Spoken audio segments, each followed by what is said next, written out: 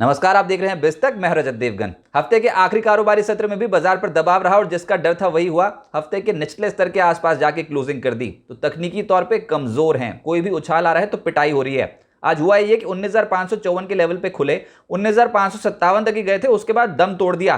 पहले घंटे में 19,500 के लेवल को निकाल दिया। उसके बाद दिन भर कोशिश की भैया किसी तरीके से 19,500 के लेवल को रिकैप्चर कर ले, नहीं हो पाया। जाते जाते सरेंडर कर दिया।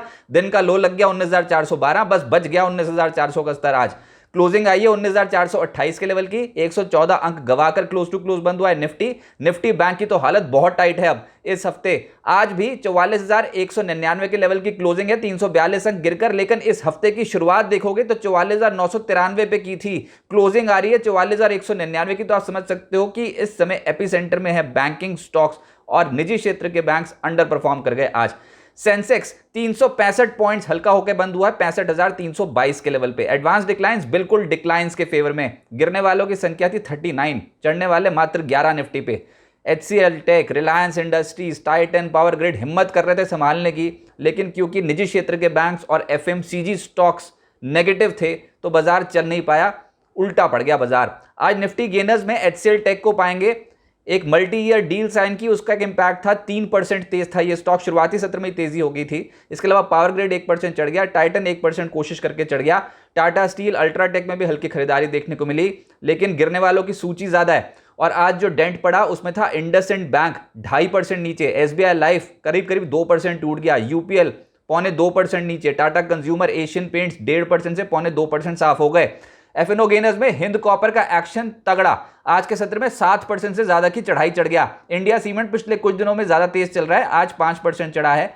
REC 3.5% चढ़ा। HCL टेक, JSPL जैसे स्टॉक्स 3% से ज्यादा चढ़ते हुए नजर आए। FNO लूजर्स में रिजल्ट्स के बाद आया हार्ट अटैक। अपोलो टायर्स 8% से ज्यादा टूट गया आज ये स्टॉक, क्रैश था एकदम से, ऊपरी स्तरों पर मुनाफा वसूली हावी हो गई। एल्केम लैब्स 0.8% टूट गया। इन्फोएज 4% नीचे बंद हुआ। जील कल बहुत खुश हुआ था, एकदम से तेजी पकड़े हुए था, आज 4% सरेंडर कर गया, प्रॉफिट बुकिंग देखने को मिली। कैनफिन होम 3.5% टूटता हुआ नजर आया। जो सेक्टर तेज था वो था सरकारी बैंक्स। इस हफ्ते के ही आउट परफॉर्मिंग स्टॉक्स हैं। आज गिरते बाजार में जो तेजी बनी उसमें था IOB 14% से ज्यादा का उछाल। सेंट्रल बैंक 6.5% चढ़ गया। यूको बैंक 5% चढ़ गया। PSB करीब करीब 5% चढ़ा है। Bank of Maharashtra, PNB, union bank 1.5% से 3% चढ़ गए।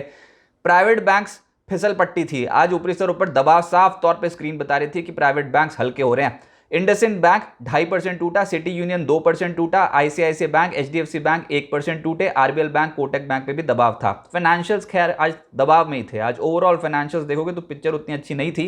ICICI प्रू 3.25% नीचे, श्रीराम फाइनेंस 2.25% नीचे, SBI लाइफ, चोला फाइनेंस, बजाज फाइनेंस सब स्टॉक्स नीचे थे। PFC, बजाज फिनसर्व ये नीचे थे। REC एकदम से चढ़ गया आज।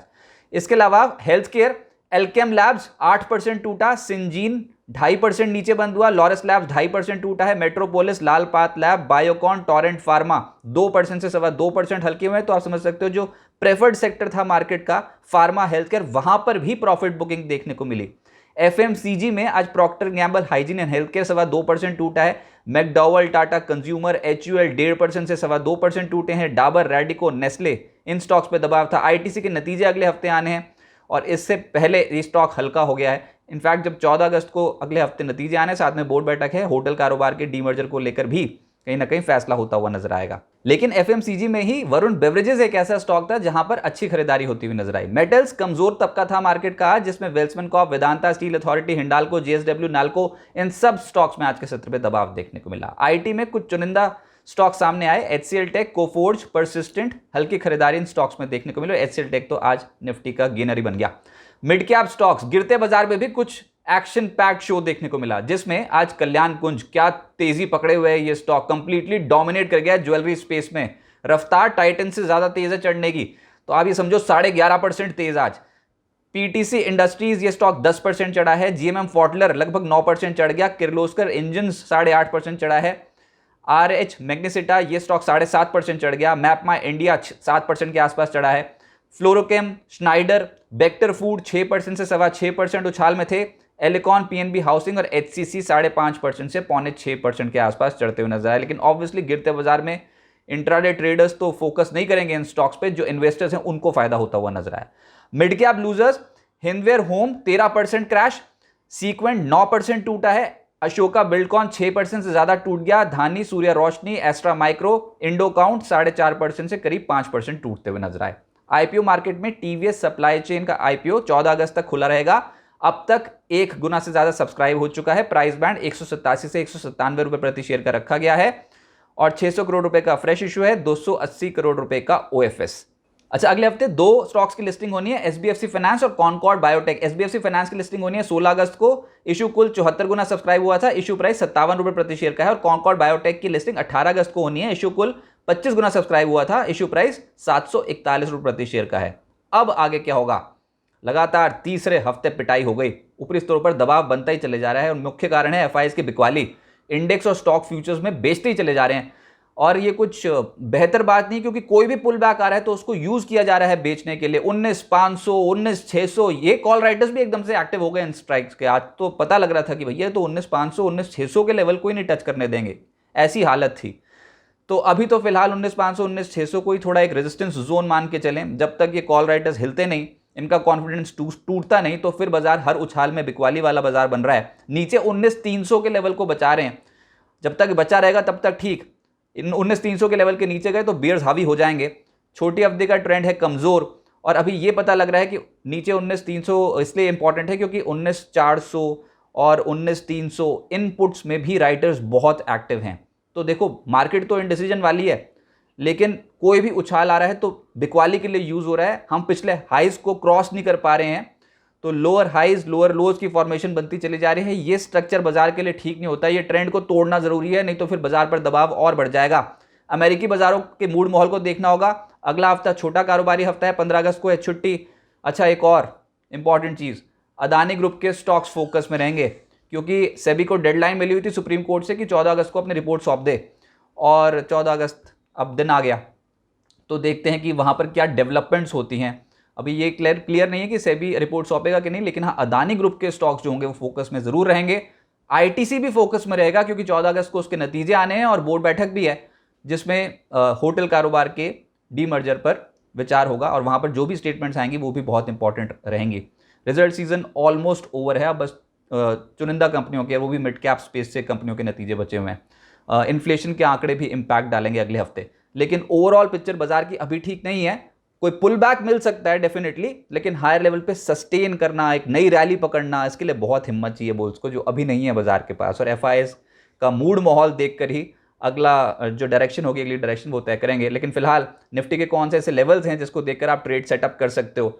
ऊपर से इंटरनेशनल मार्केट्स की डेवलपमेंट, स्टॉक स्पेसिफिक खबरें, ब्रोकिंग हाउसेस की reports, market outlook, Nifty bank का पूरा पुट कॉल रेशियो का डेटा, एफआईआईज की इंडेक्स स्पेसिफिक पोजीशंस कैसे बन रही हैं और निफ्टी का ऑप्शंस डेटा, ये सब आपको चाहिए। और बाजार शुरू होने से पहले तो वो शेयर हो जाता है बिस्तर कम्युनिटी पेज पे एक न्यूज़लेटर के जरिए, मॉर्निंग न्यूज़लेटर में, लेकिन एक्सेसिबल होता है सिर्फ प्रीमियम क्लाइंट्स को। जी हाँ, बिस्तर ने 3 कैटेगरी के प्लान्स लॉन्च कर रखे हैं, सिल्वर, गोल्ड और प्लैटिनम, जिसकी कॉस्टिंग रखी गई है 159, 299, 599 rupees per month respectively.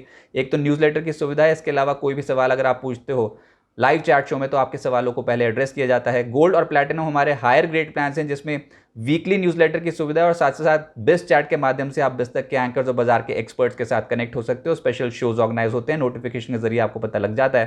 Platinum हमारा हाईएस्ट ग्रेड प्लान है जिसमें पोर्टफोलियो डॉक्टर की सुविधा मौजूद है। तक का कोई भी इवेंट होता है तो आपको एक्सक्लूसिव लाउंज एक्सेस मिलता है। और अगर आप सीखना चाहते हो कि स्टॉक मार्केट में ट्रेडिंग और इन्वेस्टमेंट कैसे की जाती है तो वो सिखाते हैं बाजार के एक्सपर्ट्स, लेकिन क्वार्टरली वेबिनार उसके लिए अरेंज होते हैं और प्लैटिनम मेंबर्स को वो एक्सेसिबल होते हैं, उनको भी नोटिफिकेशन के जरिए पता लग जाता है। 10 बजे का ऑप्शन ट्रेड भी आपके काम का, लेकिन वो तभी करें जब बाजार पे आपकी पकड़ बहुत गहरी हो, ऑप्शंस के सारे नियमों को आप समझते हो अच्छी तरीके से। अब ऑप्शंस ट्रेड और सेटअप है आपके पास, तभी ऑप्शंस ट्रेड करें। नहीं तो सेबी कहता है कि 10 में से 9 ऑप्शन ट्रेडर्स इक्विटी ऑप्शंस में नुकसान करते हैं। तो कॉशियस रहिए। कैश मार्केट में धीरे धीरे करके आप स्टॉक्स में डेफिनेटली खरीदारी और ट्रेडिंग भी कर सकते हैं, उसमें रिस्क ऑप्शंस के मुकाबले थोड़ा कम है। लेकिन फिलहाल मार्केट का सेटअप बिगड़ा हुआ है, मूड माहौल कमजोर है, ऐसे में खरीदारी की अपॉर्चुनिटी निकलती है। थोड़ा और डिप आ जाए तो उसके बाद खरीदारी का बेहतरीन मौका निकलेगा। अभी हम फोकस कर रहे हैं 19,300 के लेवल पे, अगर इसके नीचे जाते हैं तो कमजोरी बढ़ेगी, ये बचा जाते हैं तो एक बाउंस बैक इंडियन मार्केट्स पे देखने को मिलता है। तो देखते हैं अगला हफ्ता कैसे बीतता है, एक ट्रंकेटेड हफ्ता रहेगा। बिस्तक प्रीमियम, यहाँ आपको मिलेंगे ढेरों फायदे, तो आज ही YouTube पर ज्वाइन करें। बिस्तक प्रीमियम मेंबरशिप 159 रुपए से शुरू।